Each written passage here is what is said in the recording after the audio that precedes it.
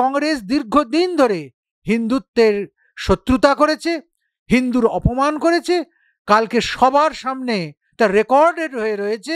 এদের মূল এজেন্ডাই হচ্ছে হিন্দুত্বের বিরোধিতা করা, হিন্দু যাতে শেষ হয়ে যায়, হিন্দু যাতে ভারতবর্ষের মাটি থেকে লোপ হয়ে যায় সেটা করা। হিন্দু ধর্ম তার কাছে ভোট পাবার, ক্ষমতায় ফিরে আসার কেবলমাত্র একটা এজেন্ডা। উনি যে তালিবানি কায়দায় শুরু করেছেন এই লোকসভা ভোটের রেজাল্ট বেরোবার পর থেকে ওনার শাসন ব্যবস্থা, এই তালিবানি শাসন কিন্তু দীর্ঘদিন চলবে না। আমি বলবো আপনি শুভবুদ্ধি সম্পন্ন হন, এইভাবে তালিবানি শাসন দিয়ে কোনো দিন বাংলাকে আপনি জব্দ করতে পারবেন না, বাংলাতে আপনার আসনও স্থায়ী হবে না।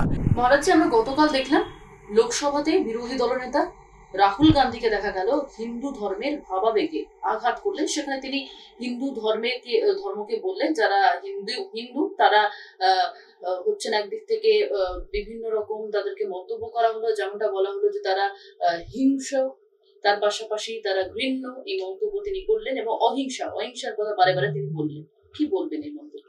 গণতন্ত্রের সবচেয়ে বড় মন্দির সংসদে দাঁড়িয়ে বিরোধী দলনেতা, যাকে আমরা বলি ছায়া প্রধানমন্ত্রী, তার গরিমাময় আসনে বসে রাহুল গান্ধীর যে মন্তব্য তা কোটি কোটি হিন্দুর হৃদয়কে আহত করেছে।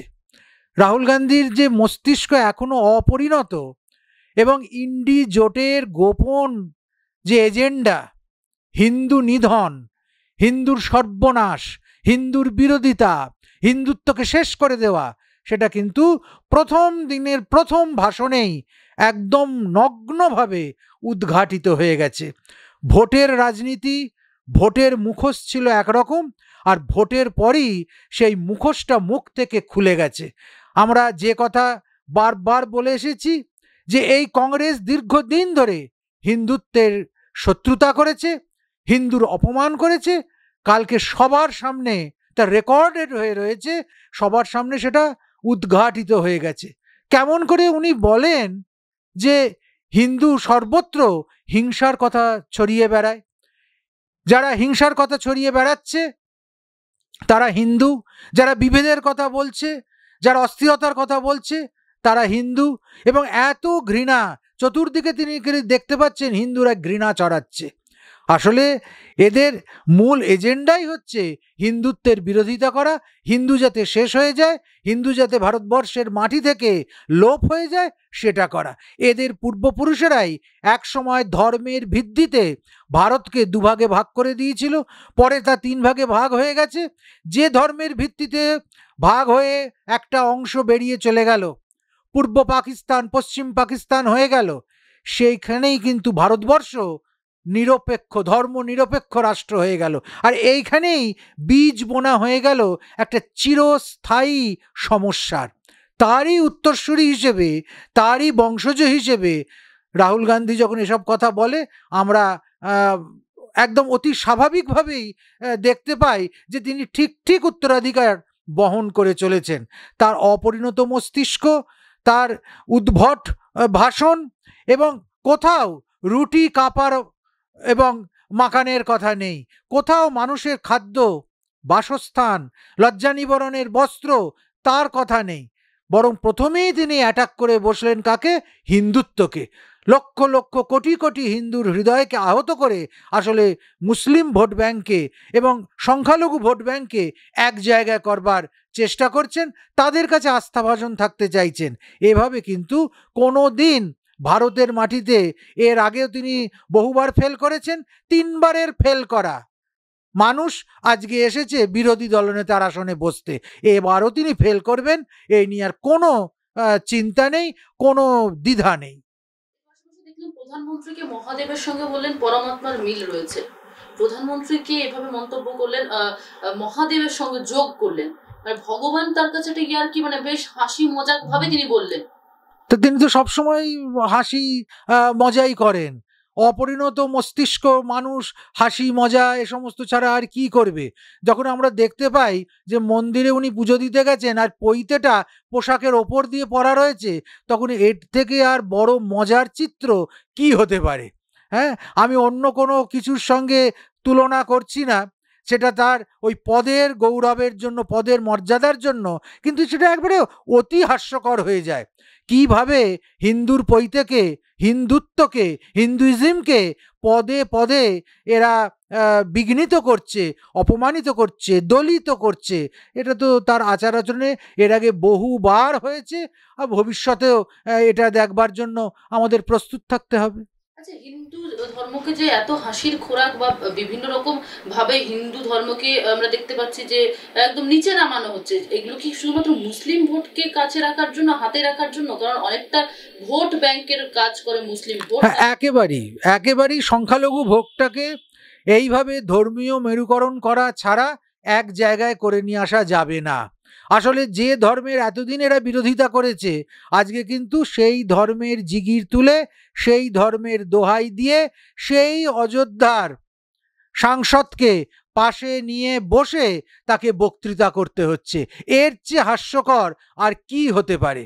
হ্যাঁ, এর থেকেই প্রমাণিত হচ্ছে যে ধর্ম, হিন্দু ধর্ম তার কাছে কেবলমাত্র একটা এজেন্ডা, ভোট পাবার, ক্ষমতায় ফিরে আসার এবং দীর্ঘদিন কায়েমি শাসনকে চালিয়ে নিয়ে যাবার জন্য শেষ আপ্রাণ মরিয়া একটা চেষ্টা মাত্র।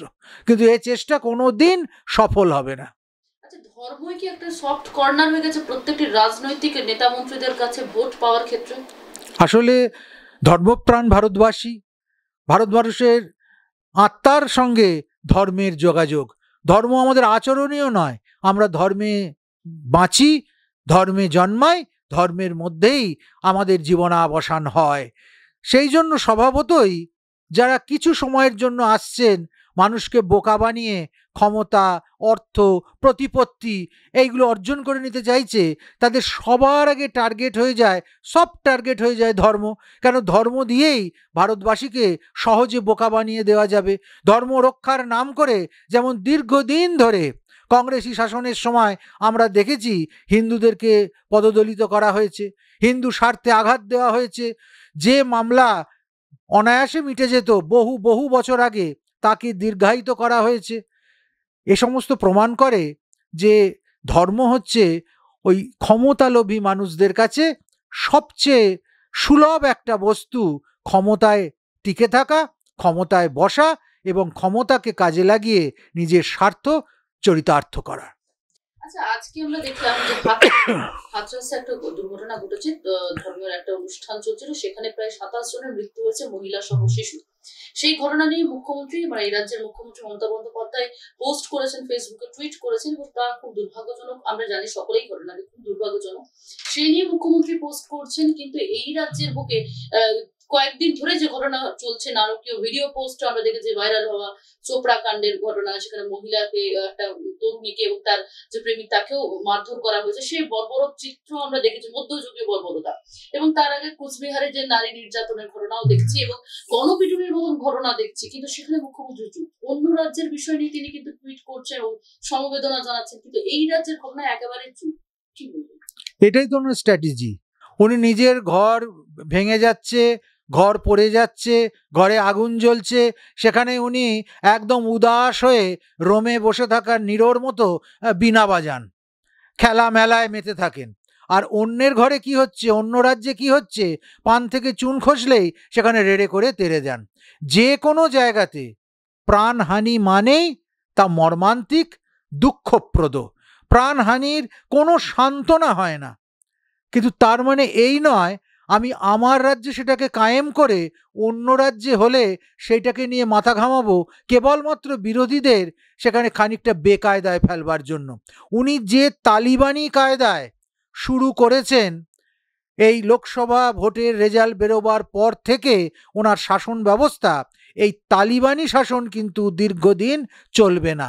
আমরা দেখতে পাচ্ছি প্রকাশ্যে কিভাবে এক যুবতীকে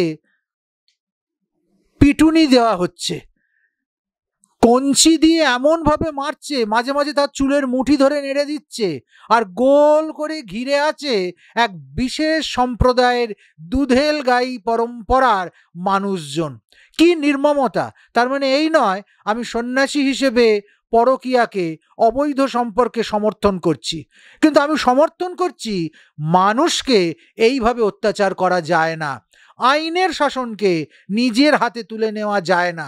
আর সেখানকার বিধায়কের কি মানে হাস্যকর বক্তব্য এবং মন্তব্য, এটা সতর্ক হবার সময় এসেছে। তো বলছে ওই একটু বাড়াবাড়ি হয়ে গেছে আর কি। আসলে চাইছে আবার নতুন করে যা বিভিন্ন জায়গায় প্রচলিত হয়েছিল, আফগানিস্তানে বিভিন্ন ইসলাম মুলুকে, হ্যাঁ, সেই শাসন আবার এইখানে প্রবর্তন হবে। একই তালিবানি শাসন, রাস্তায় যেতে যেতে বোরখা হবে, যেতে যেতে কারণ মুন্ড কেটে দেওয়া হবে, কোথাও ধরে আচ্ছা করে পিটিয়ে দেওয়া হবে, যখন তখন ধর্ষিত হবে, চারিদিকে গণপিটুনি দিয়ে মানুষ মেরে দেওয়া হবে। আসলে শরীয়তি আইন এখানে আবার প্রয়োগ করবার একটা দুষ্ট চক্রান্ত চলছে, এবং সেটা অতি অবশ্যই প্রশাসনের প্রচ্ছন্ন মদতে। যে প্রশাসনের প্রধান আমাদের মুখ্যমন্ত্রী স্বয়ং। আমি বলবো আপনি শুভবুদ্ধি সম্পন্ন হন, এইভাবে তালিবানি শাসন দিয়ে কোনো দিন বাংলাকে আপনি জব্দ করতে পারবেন না। বাংলাতে আপনার আসনও স্থায়ী হবে না। মানুষ কিন্তু ভেতরে ভেতরে অধৈর্য হয়ে উঠছে, মানুষের ধৈর্য তার বাঁধ ভেঙে গেছে। যেভাবে যে অন্যায়, যে নির্লজ্জ গণপিটুনি, তার একদিন কেটে যাচ্ছে তাও কোনো সুরাহা হচ্ছে না, বহু পরে গিয়ে আমরা দেখতে পাচ্ছি। আর বিধায়কের কি মন্তব্য, একটু বাড়াবাড়ি হয়ে গেছে। তাহলে বেশি বাড়াবাড়ি মানে একটা ঠিক ঠিক বিচার মানে কি? না, এটা আমাদের ধর্মের একটা বিচার।